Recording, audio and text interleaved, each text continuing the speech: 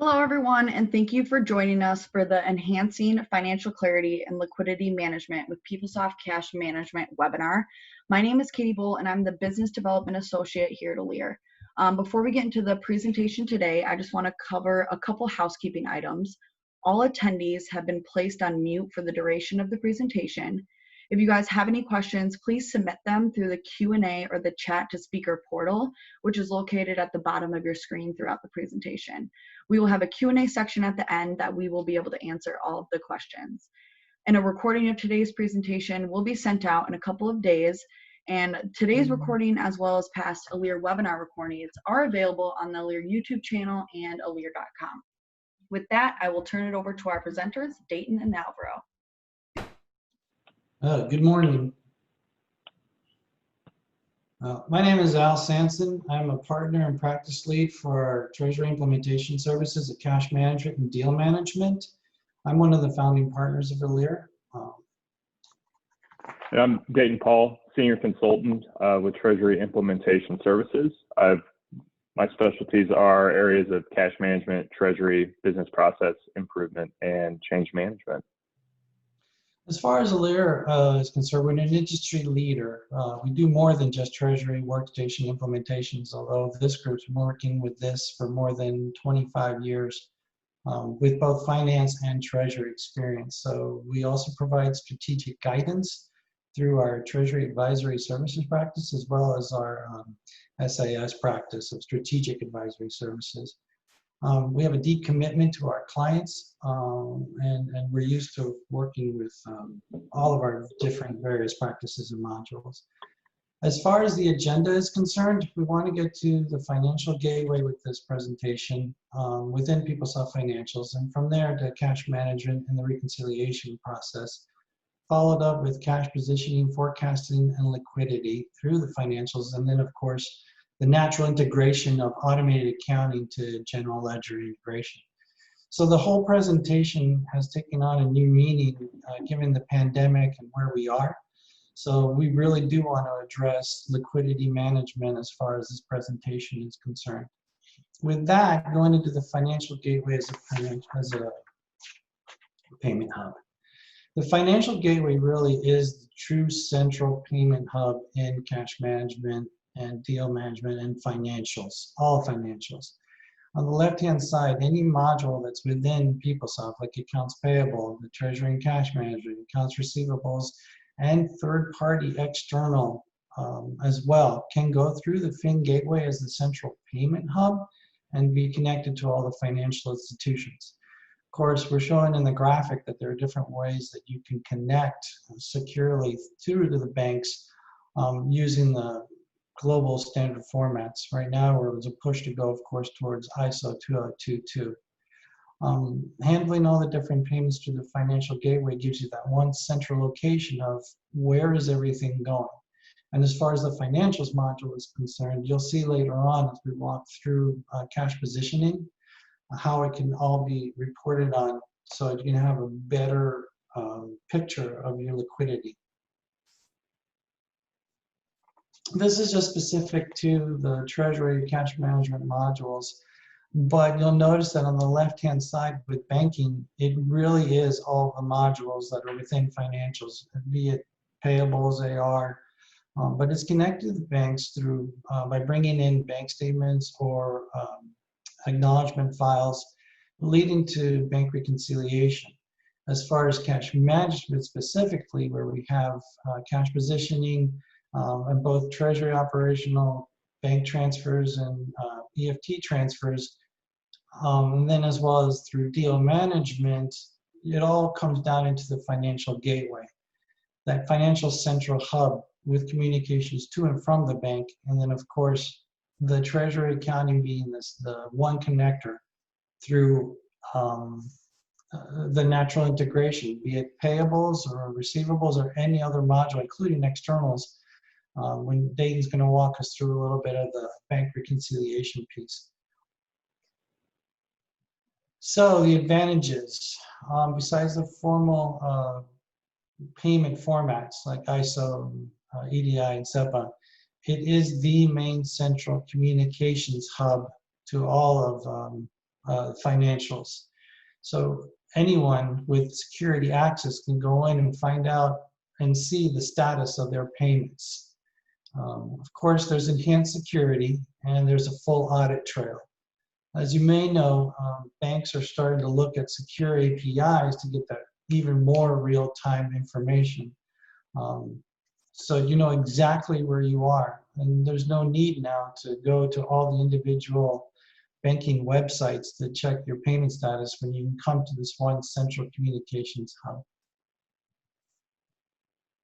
So Al was able to talk on some of the key points that Financial Gateway allows us to implement in communication with our banks and our financial institution partners. Through some of those great advantages the Financial Gateway has to offer, it really opens this up to a whole slew of cash management processes that are really important to business operation and data maintenance. And we're going to talk about the reconciliation processes that cash management has to offer in particular. So as an overall piece of the Treasury picture, cash management is our main module for reconciliation aspects. Those reconciliation aspects, of course, are just a piece of cash management, and it can do a lot more in terms of functionality and availability of data. We see things like our cash position forecast, which we'll touch on later, the Financial Gateway, which Al has already gone over, and then even some material that is even more expansive than the topics we'll get into today. That's things like in-house banking, investment pool management, account analysis, and those EFT and BACS generations that go along with your payment files going out of the Financial Gateway. So the two main reconciliation processes that cash management has to offer are what we call bank account reconciliation, which is really your reconciliation being done between the payments that you're generating out of module and then the bank statements that you're receiving from the bank. This gives you a daily check to make sure that everything that is going out of your system has been accounted for by the bank and the payments have been executed. The second aspect is what we call our book-to-bank reconciliation, or your GL account reconciliation. And that's designed to actually go in and reconcile your GL account balances to your bank account balances. So that's your traditional GL account reconciliation processes, which is housed under the cash management module itself. Of course, there are a couple of great tools that really allow us to gain the full slew of advantageous capabilities through these reconciliation processes. And they're configurable processes called our parsing and reconciliation rules. These two pieces allow us to deliver additional reconciliation capabilities and really take the manual work out of the reconciliation processes.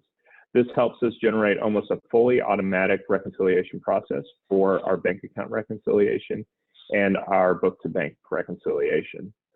In terms of where these processes live, we'll see that they're both housed under the cash management module itself, with a lot of the communication being done through the Financial Gateway for our module payments and bank statements. And then, of course, we have our GL entries, which are generated through any of the module subledgers, and then, of course, recorded in the GL itself. That holistic communication picture is really expansive. It goes across your AR, AP, payroll, and treasury, and that flows into our cash management module for things like book-to-bank reconciliation. Of course, that's not the only thing that cash management has to offer in terms of centralized communication and reconciliation capabilities. We already touched on the bank account reconciliation, but it is, of course, able to consume those standard files that Al mentioned through our Financial Gateway pieces. So are things like our BAI2, current day and prior day statements, any of our EDI account analysis statements, as well as additional formats like SWIFT and XML, of course. It also gives us the availability to import any external system transactions to give us that full sphere of influence when we're talking about reconciliation and its interfacing capabilities. With the advantageous pieces of reconciliation that the system has to offer, it really opens us up to be able to do the bulk of our cash positioning and forecasting pieces with data that we are shored up upon and know about consistently and coherently. And Al's going to go ahead and touch on some of the pieces around that process. So cash positioning and forecasting. Within that module, we're able to grab information from anywhere within financials, as well as from our bank statements, both current day and previous day. And we're able to get you that holistic picture of where's our cash now via the organization. How do we manage it? It's all about liquidity management at this point. So when we're looking at cash position and forecasting, cash management side of the fence, we are looking at the bank transfers, third-party transfers, any manual position entries. We are looking at the bank statements in detail or in balance, both current day and previous day, as well as the different modules. You have payables, receivables, yield management as examples. If we're looking at an example of this bank account cash position, you can tell that I have my traditional beginning balance, my pluses, my minuses, and my ending balances. So this example is showing you that all these different balances and transactions are occurring within these individual bank accounts. So if I needed to drill in because I wanted a little more information, I can do so. In this example with supplier payments, it'll take me to the source of where this payment came from. And if I wanted to see even more detail, we could drill to that source to get even more information. We'll take you into the actual module. Now, you may have heard me say that, okay, it's all within financials, so I can go and get information from AP, such as items that have been vouchered but not necessarily processed yet. All that can be brought into this cash positioning forecast module to give you that picture of where is my cash and where is it going. Yeah, and Al definitely touched on one of my favorite pieces here, which is that drill to source capability. Some of the other things that are really useful and I really like about that cash forecast and position page itself is really you're able to view the movement of funds in your bank accounts and across the enterprise in a really consistent and holistic manner. So you're getting all the data from your banks and your modules. And you're really able to see that entire flow of funds across the enterprise. It also allows you to perform sorts of comparisons across your funds and your inflows and outflows for the day, as well as give you a basis to really be able to forecast your long-term cash requirements based on any historical trends that you might have noticed or any changes in your overall balances, credits, debits, or module information. And that also opens it up to a whole list of new views that you can actually go in and utilize that cash position page for itself. This is one of those that I really like, and this is where you're looking at the different time spans. You've got a rolling history here, and the example here, it's by week, but we can set up rolling history where you look at it daily, then weekly, quarterly, and so on. It's where the art of a cash forecast or cash position for your particular treasury organization meets with the science and how these are built.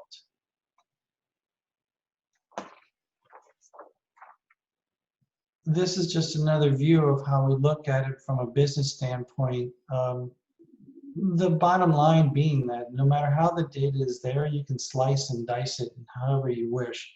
And then, of course, you get your sources and the nice graphics down.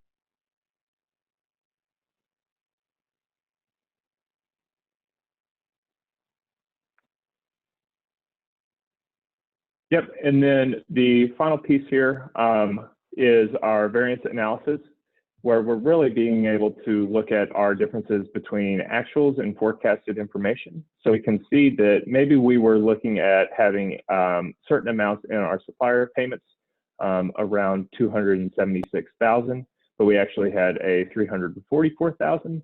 So we can go in and investigate any variances that we might have seen in our payments or our receipts to see why those variances actually exist. It also allows us to generate a couple of pretty cool pieces. So our variance percent as well as our acceptability range, both those can be set to really trigger on configuration to say, here's our acceptable limit as a business. We want to go ahead and have our red alert or yellow warning based upon any sort of specific variances that we might encounter in terms of a percentage. This really gives you a great view to be able to manage business on an ongoing basis to make sure that your forecasted information is really trending the way that you want it to, and that you can go in and take measures to actually correct any issues that you might be seeing between your actuals and forecasted information. As part of the overall cash position and forecasting strategy, all of these views are great tools that we just touched on, but there's so much more that you can actually do within that cash position and forecast itself. Some of the really advantageous ones that we see are the manual position entries. So our ability to actually go in and say we're forecasting a one-off event to occur where we're having some major liquidity impact through this one event, whether it's a large payment or a group of receipts. We can go ahead and enter that, even though it might not be forecasted out previously in any of our forecast data. Along with those individual manual entries, you'll also have the ability to upload a file to really trend out a large group of manual entries across a certain time span. So say you want to go ahead and generate manual entries for things that occur either on a monthly or quarterly basis. You can do that whether it's based on a year, 18 months, or 2 years in the future. You really have the ability to go in and upload manual entries based upon your specific business requirements. Really, all these tools allow us to have a couple key pieces really impact our ability to drive business functionality and business success. And these are things like minimizing our expenses and exposures, whether it be through currency or financial institution risk. We can really go in and make sure that we're hedged and managed properly based on currency fluctuations or maybe dependent FIs in certain countries that we can check on and make sure that we are minimizing our exposure there. Of course, that also allows you to implement a couple of the traditional Treasury impacts of positioning and forecasting, like things around maximizing your earning credits, maintaining minimum account balances, and then of course reviewing any of your cash sweep functionality to make sure that that is actually impacting your business the way that you want it to. All these topics really lead us to the ability that cash management has to record any accounting events that may occur in the module, whether it's through the generation of EFTs or BACs. It really gives us the ability to track any of those transfers and drive any of those reporting capabilities to the general ledger as well. On the automated accounting, it highlights the natural integration of the module to the rest of financials. For cash management specifically, once it's marked paid in the financial gateway, then and only then will we be allowed to send journal entries to the GL via the journal generator. The point being is that we don't send junk to the GL. The combo edit rules that are used and followed in the submodule, the subledger in Treasury, is actually managed centrally by GL. Now, during the implementation process, we actually taught that GL has to sign off on the accounting templates. So the general rule being that anything that happens within the financials module using bank reconciliation, the cash management rules, and the bank recon pieces that Dayton talked about, if it creates a transaction, then it'll create a journal entry as appropriate. That's what that second bullet point as far as bank statement processing is concerned. A good example of that would be a one-time transaction that comes on the bank statement that's not necessarily on the system side. We can grab that transaction, recognize it as a valid transaction, create the external transaction for it, and apply the appropriate accounting template. So it's fully reconciled and fully accounted for.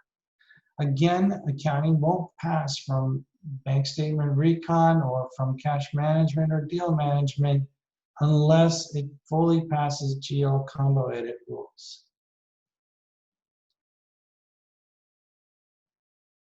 And we've reached a point. Thank you, Alan Dayton. We had a handful of questions come in. So the first one's going to be, how are companies handling cash shortage during this crisis time? Are their forecasts getting impacted? Dayton, I don't know if you want to take it or is on mute.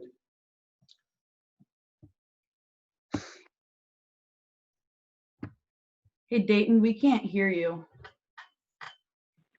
Apologies. No, Okay, yeah, so I'll go ahead and take that, and then Al, if you want to add to it, we can go from there.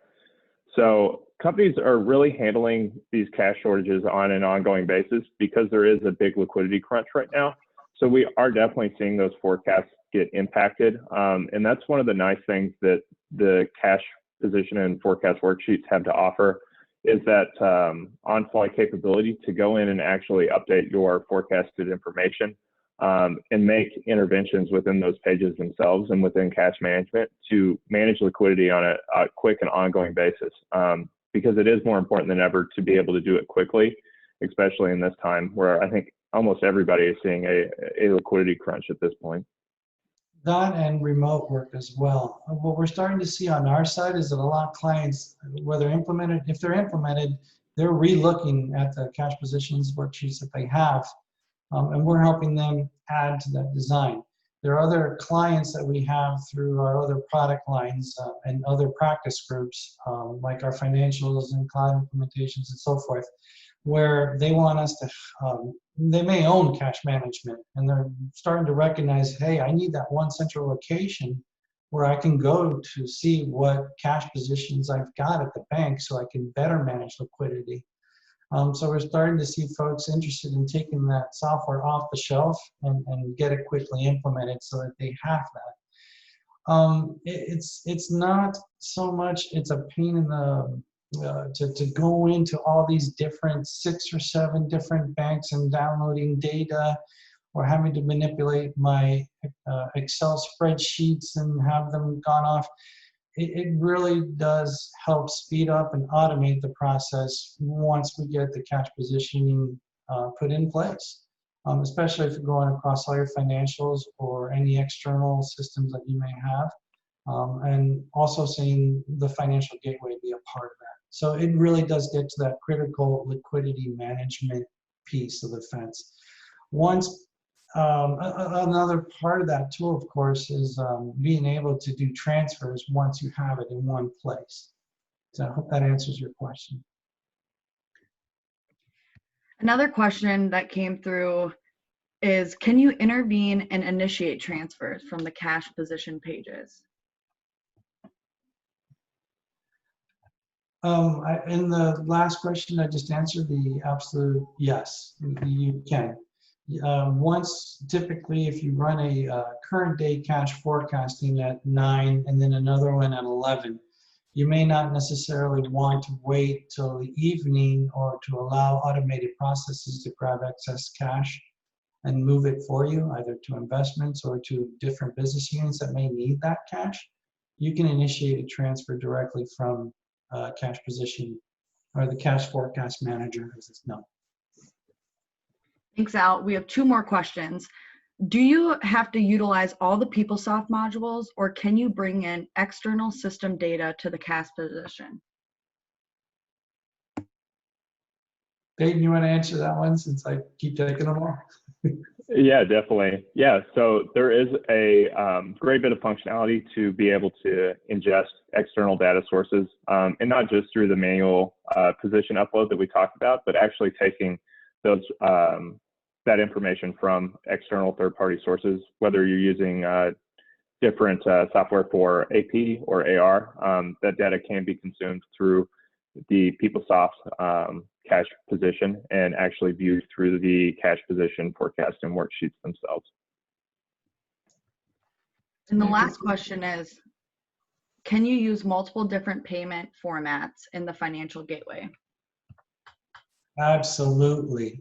It handles all types of different formats for all the different modules. For example, out of cash management, because we're immediate and it's treasury operations type transfers, we're going to use either wire transfers or on the spot type transfers. If it's the AP module, then they'll have their ACHs or their SEPAs. So yes, I mean, depending on the module, the immediacy, the financial gateway can handle all of it, even for externals as well. One of the examples that I gave earlier in this presentation was of an AR module that may be outside of PeopleSoft. It definitely flows through the financial gateway, handles the formatting, and secure communications out to the bank. So yes. Thank you both. So that's all the questions we have for now. If anyone else has additional questions, there will be a follow-up email with Dayton and Alvaro's contact information, so you can feel free to send those over then. And just on to wrap up, so please join us for the Alir virtual Treasury experience. This is going to be happening on September 23rd and 24th.